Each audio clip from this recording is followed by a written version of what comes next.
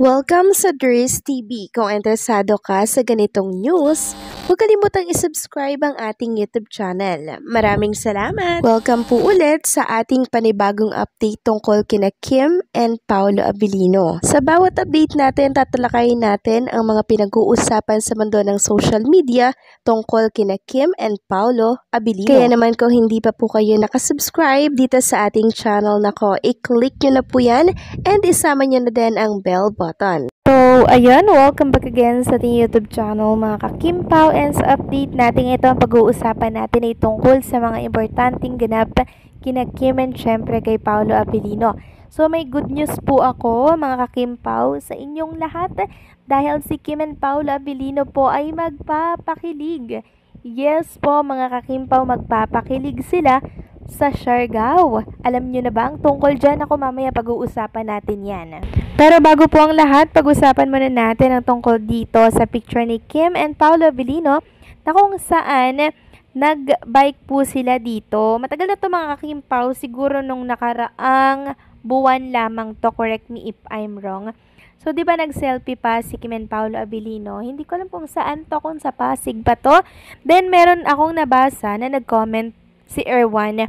Sabi niya, kung bike lang, di magde-date-date. So, parang nagde-date-date nga po si Kim and Paolo Abilino dito habang sila po ay merong biking session, mga ka-Kim Pao. So, talagang nagpunta sila sa isang place, tapos nag-selfie sila together.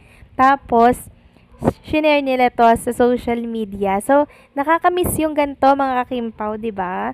Dangan lamang po at merong taping si Kim and Paolo Abilino ng kanilang upcoming series. Kaya tayo, tiis-tiis lang tayo dito habang nag-aabang ng mga kaganapan sa kanila na merong magbigay ng ayuda.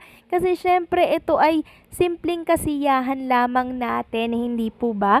At eto nga, meron tayong nasagap na balita tungkol sa kanila mula po sa Cebu. Nakita daw ito mga ka-Kim Pao ng taga Cebu. So, credit po sa rightful owner na nag-post nito mula kay Grandma Shark. Sabi niya, sige puksaan kayo dyan, basta kami dilulu here, dilulu there. Kasi sabi ng isang saksi ha, take note, isang saksi. Sobrang sweet ng dalawa kahit wala sa eksena, andon si Jowa nag-share ng SB na dala niya. Sa nakikita niya, di siya naniniwala na friends lang ang dalawa. Ano ba yung SP, mga ka-Kim Pao? Sabi pa niya dito, mga ka-Kim Pao, kahit putulin daw po yung, ayan, di siya maniniwala na di magjowa ang dalawa. More pa nga daw. Pag nakasalang si Kim ang mata ni Paolo, halos ayaw na daw pong kumurap. Grabe daw ang tama ni Pao kay Kim. Halatang halata pero di naman din daw tinatago. So, yan po yung sinabi ng Grandma Shark mula ito sa source niya or sa saksi po. Nakikita po mismo sa ganap kina Kim and Paolo Abilino. Sabi pa dito, nagdi-discuss sila about sa scenes, tapos kahit break mga eksena pa rin daw ang usapan. But, ang pinakagusto ko sa mga sinabi is, ang bait daw nila Pao at Kim. Super! Kahit sa mga ordinary people daw, mabait sila. Soft-spoken daw ang papi ni Kimi. Eto pa yung last mga ka-Kim Pao, para lang to sa mga dilulu here and dilulu there, fandom here. She has photos and videos, but she choose not to share them out of respect for the two. Ayaw niya pangunahan ng dalawa sa maniniwala, thanks. Sa hindi, thanks pa rin. Walang pilitan. So, ayan, may picture and video pala, mga ka-Kim Pao. Etong saksi ng kaswitan po ni Kim and Paolo Abilino. So, meron pa pala siyang sinabi dito, mga ka-Kim Pao, di natin nabasa. Sabi niya dito, di ba, ayan. Tapos, may karugtog pa pala yun. Sabi niya, duda siya na kung di pa mag-asawa, engage na daw ang dalawa, as in, pag nagtinginan daw, nagkakaintindihan na, kahit walang nagsasalita. Nahihi daw siya sa kilig. Grabe naman yon mga ka-Kim Pao. Maging ako na nagbabasa lang, parang napipil ko or napipicture sa isipan ko yung kilig niya, mga ka-Kim Pao. So, maging sila, hinala nila engage na daw or mag-asawa na daw yung dalawa. Sana ilabas nila yung video at picture, mga ka-Kim Pao, no? Dahil for sure, napakaraming matutuwa po nito. Pero syempre hindi po niya yan ilalabas kasi nga po bawal pa po yan ilabas lalo na kung nasa taping po sina Kim and Paulo Abilino.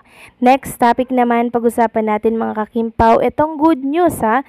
Good news ito, mula ito kay Honorable Ayek T. Pimentel. So parang may nabasa ako na pag nanalo daw itong si Ayek T. Pimentel po ay dadalhin daw niya ang Kim Pao sa kanilang lugar. Sabi niya nga dito, imbitado ka mo for my upcoming birthday come July 9, 2025. Malapit na po ha. Everyone is invited to celebrate. Spend the night with Alyssa Mulak, Ian Veneracion, Kim Chu, Paulo Abilino, and Max Collins for a spectacular concert event that will bring our community together in a celebration of life, love, and harmony at the Mangagoy. Tama ba yun? Correct me if I'm wrong na lang. Central Elementary School in Bislig City. Save the date. So ito pala mga kakimpaw ay sa Siargao. And second time na po pala ni Kim and Paulo Abilino na umattend sa event dito or sa birthday party po nitong si Honorable Ayek T. Pimentel. And nabalitaan ko nga po na love niya ha, ang Kim Pao, kaya every birthday niya ay imbitado si Kim and Paulo. So may dapat na naman pala tayong abangan mga kakimpaw sa darating na July 9, 2025. So siguro wala pong taping or schedule si Kim and Paulo Abilino dito. Kasi 'di ba nasa Cebu pa po sila. So meron na naman po tayong aabangan mga kakimpaw. Team live na naman tayo. At sa mga taga Siargao, naku, napakaswerte nyo naman. Sa mga Kimpaw fans ng Siargao, ito na po yung time para syempre makasama nyo si Kim and Paul Abilino sa inyong mga lugar. I-save nyo na po yung date ha, July 9, 2025. Sobrang lapit na nito, no? Ilang tulog na lang to mga kakimpaw. At masisilayan nyo na po ang most popular love team of the year. Walang iba kundi si Kim and Paulo.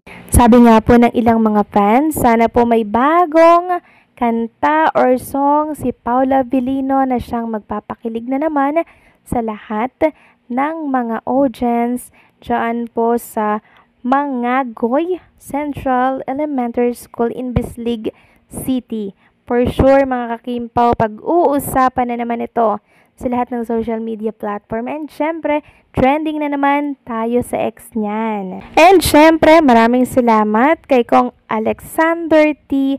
Pimentel sa muling pag-imbita kay Kim and Paula Abilino kasama po ang mga naglalakihang mga artista sa kanilang lugar. So, abangan nyo yan mga kakimpaw, okay? So, ano po ang say nyo dito? Please comment down below. So, paano hanggang dito na lamang po ang update natin. Maraming salamat sa patuloy na pagsuporta.